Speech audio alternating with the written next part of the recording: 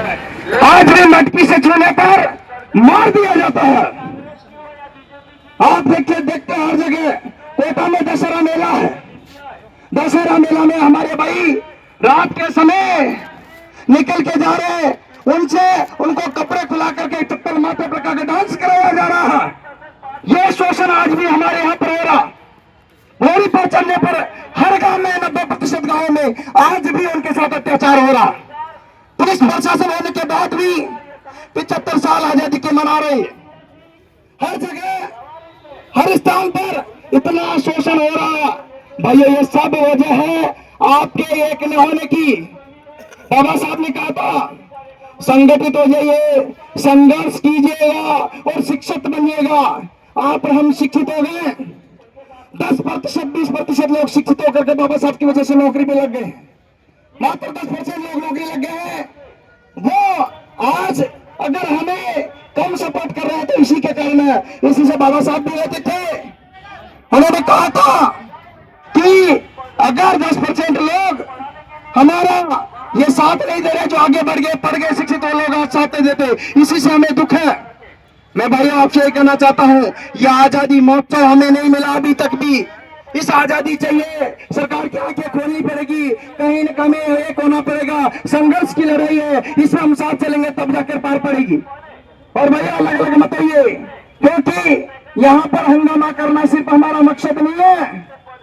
अरे हंगामा करने हम नहीं आए हैं, हंगामा करना सिर्फ हमारा मकसद है। इस बार ये ज्वाला निकलनी चाहिए, आग तुम्हारे सीने हो या तुम्हारे सीने में हो या मेरे सीने में आग जलनी चाहिए। और 22 चंद्रशेखर की रैली जोरदार निकलनी चाहिए। बोलो जय जय जय जय जय भीम, जय जय जय जय जय भीम, जय संविधान, जय संविधान, जय बहुजन। बहुत बढ़िया, जय हिंद जय भारत। अभी तक रुक नहीं पाए हैं, क्योंकि ये जो घूमी और बहरी जिस सरकार है, इस सरकार में दबाव में आकर प्रशासन भी काम करना छोड़ देता है।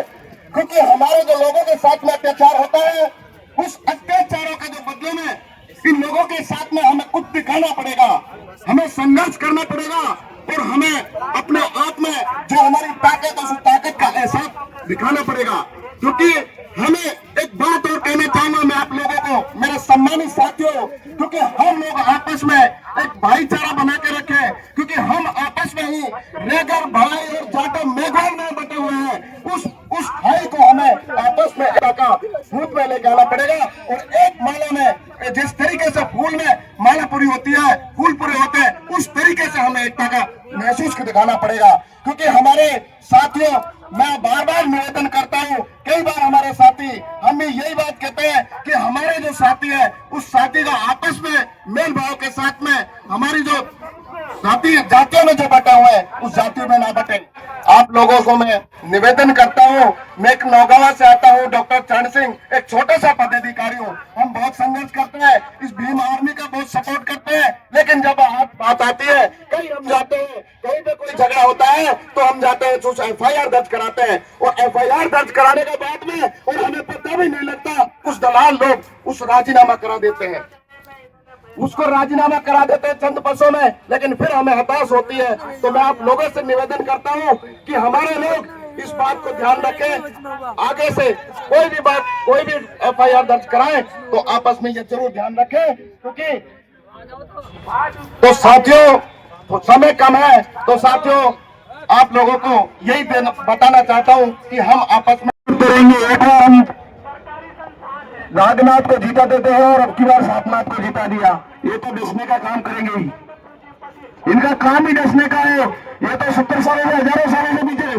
पिछले हजारों सालों से हमारे समाज को डसते आए हैं और आगे भी डसने का काम करेंगे। तो हमें मजबूती से, हमें अपने बूथ लेवल तक तैयार करके, हमें हमारे जैसे भाई हमारे संसद में दाड़ते, ऐसे हमारे पंचायत में दाड़े, विधानसभा में दाड़े, लोकसभा में दाड़े, ऐसे हमें जीता के हमारे अंदर से ही भेजने पड़ेंगे, तभी हमारी बातें मानी जाएगी। नहीं तो हमें ऐसे ही मारा जाएगा, मुंह रखने पर हमारे बच्चों को मटकी चूल्हे पर मार दिया जाएगा। कब तक सहन करते रहेंगे हम? नहीं तो पत्र, ईद का जवाब पत्र से देना सीख लो। जय भीम, जय भीम आर्मी। और बड़ी उम्मीद लेके आया हूं कि जो बाड़मेर है, ऐसा एक दिन भी नहीं जाता जहां घटनाएं नहीं होती है। आए दिन हमारे लोगों को बिना वजह कोई लेना देना नहीं, उसको दिन दहाड़े सड़क पे चक्कू मार के हत्या कर दी जाती है। बालोतरा में बिजना मेघवाल की हत्या होगी और आरोपी ने 2 महीने बाहर घुमा और प्रशासन गिरफ्तार नहीं कर पाया।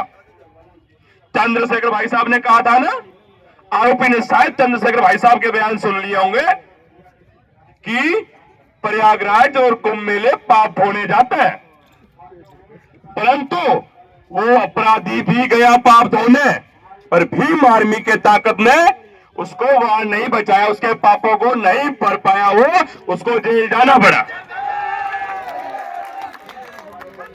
साथियों, एक और घटना बता रहा हूं, गुड़ा मालानी के श्रवण मेघवाल, उसके भाई आए हैं, 40 से 50 लोगों ने उल्टा लटका के उसको मारा, पूरे दिन मारा उसको सिर्फ इसलिए मारा कि आपने चोरी की है।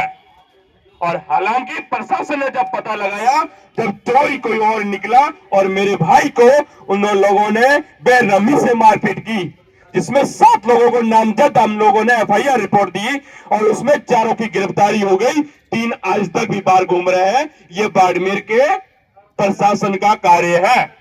जांच कौन कर रहे हैं?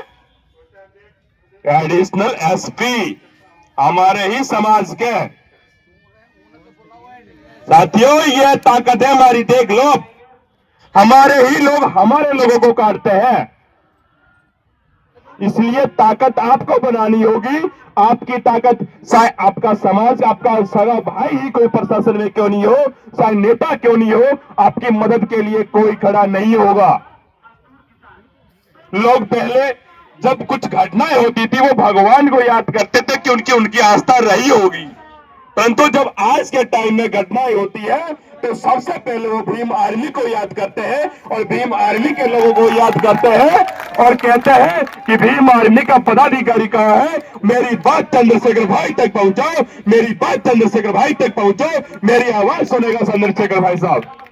आप लोगों से उम्मीद है, आपसे बहुत उम्मीद है, आप लोग आए हो, मुझे पता है कि सारे कार्यकर्ता नहीं पहुंचे हो, और एक एक आया है, ये एक एक हजार के बराबर है।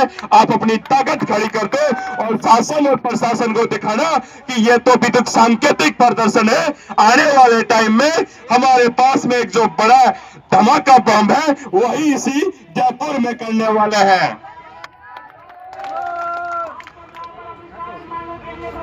सरवण के भाई है यहाँ पे मेरे पास में, दोलाराम जी। दोलाराम जी कहाँ है?